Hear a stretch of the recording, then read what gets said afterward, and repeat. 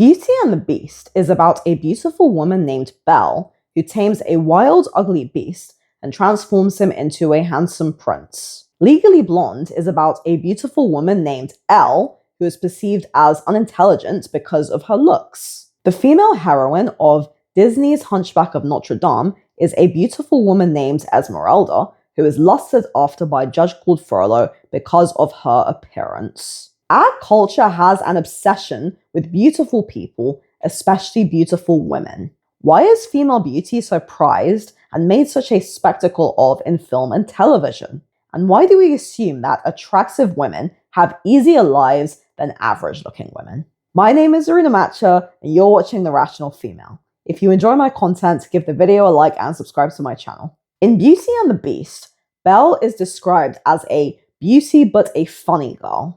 Gaston wants to marry her not because of her kindness or intelligence, but because of her looks. He treats her like a prize and calls her his little wife. He has 3 women fawning over him, yet he wants Belle because she is the best. Belle rejects Gaston because she sees him clearly, superficial, narcissistic, and cruel. She falls for the Beast because of his character, and he falls for her because she brings out his better nature. It's Belle's kindness and integrity that ultimately matter. There are well-known stereotypes about attractive people. We tend to assign positive traits to them. This is called the halo effect. In The Wizard of Oz, Glinda the Good Witch says that only bad witches are ugly, which reflects a long-standing cultural association with beauty and goodness. There is some evolutionary basis for this. Studies suggest that facial symmetry and average features are often perceived as more attractive because they are associated with good health and genetic stability. This equates to a longer life. There's also the idea of pretty privilege, the belief that attractive people have easier lives. There is some evidence that attractive individuals are treated more favorably in hiring and social situations, but that's not the whole picture.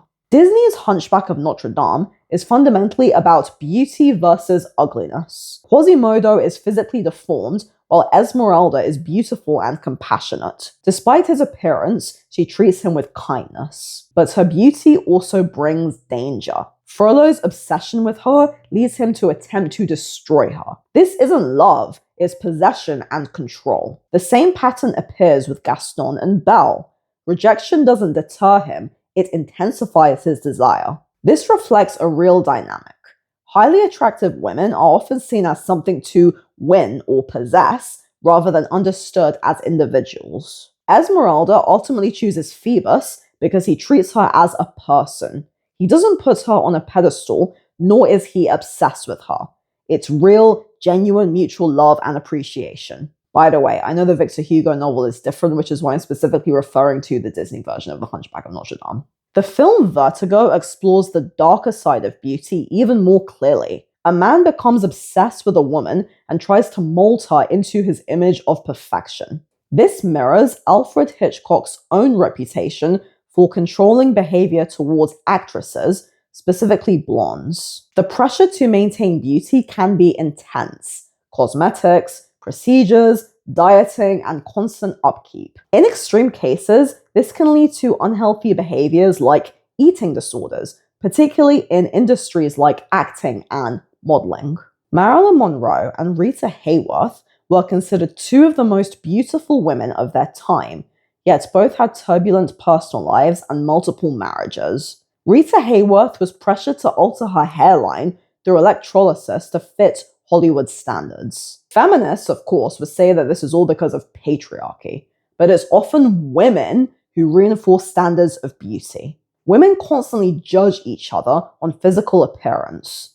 Social media platforms like Instagram and TikTok are full of highly curated, polished images, often created and judged by women. I can't tell you the amount of videos I've seen on Instagram of some airbrushed model doing her hair. Probably my own fault for watching those videos. In evolutionary psychology, this is called female intersexual competition, women competing with other women for status and mates. One study I read found that female political candidates who wore makeup were considered less likable than women who weren't wearing makeup. Now, consider Elle Woods. In Legally Blonde, she is underestimated because of her appearance. Other women at Harvard initially dismiss her, and Warner does not see her as serious enough for marriage despite her attractiveness. He prefers the more serious, less strikingly beautiful Vivian. Elle challenges the stereotype that women must be either attractive or intelligent. She proves she can be both, feminine, polished, and capable.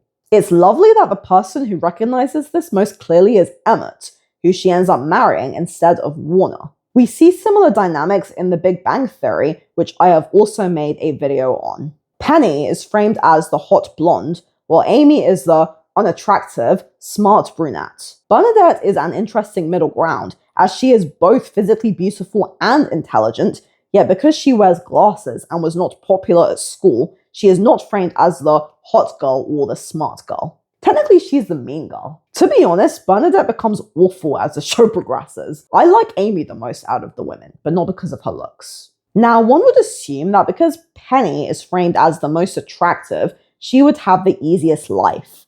Yet this isn't actually true. Penny works an unfulfilling, low-paying job at the Cheesecake Factory for years. She wants to be an actress, and in the end doesn't make it, and instead chooses a more stable profession. Yes, she is given free food and drinks by the men, but her life is not somehow better or less hard. She can barely afford her apartment throughout most of the show, and she has a drinking problem. Being attractive is positive, and it does give her some perks, but she still has difficulties in her life regardless of this. Meanwhile, Amy and Bernadette build stable, successful careers, and their romantic relationship seems less destabilizing than Penny's relationship with Leonard. Intelligence, not beauty, is what gives Amy and Bernadette long-term security. Of course, beauty is a wonderful trait to have.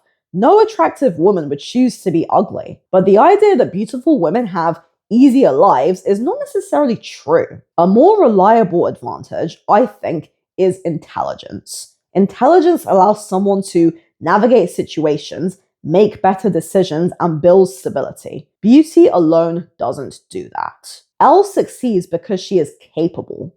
Belle finds happiness because she is kind and perceptive. Esmeralda shows emotional intelligence through empathy. Marilyn Monroe and Rita Hayworth succeeded not just because of beauty, but because of talent and drive. And here's the uncomfortable truth. Beauty can be enhanced through makeup, presentable clothing, or even cosmetic surgery, but genuine intelligence is far rarer. A great example is Hedy Lamarr. She too was dubbed the most beautiful woman in Hollywood, yet she also co-created the technology that formed the basis for modern GPS, Wi-Fi, and Bluetooth. She was most certainly brains and beauty.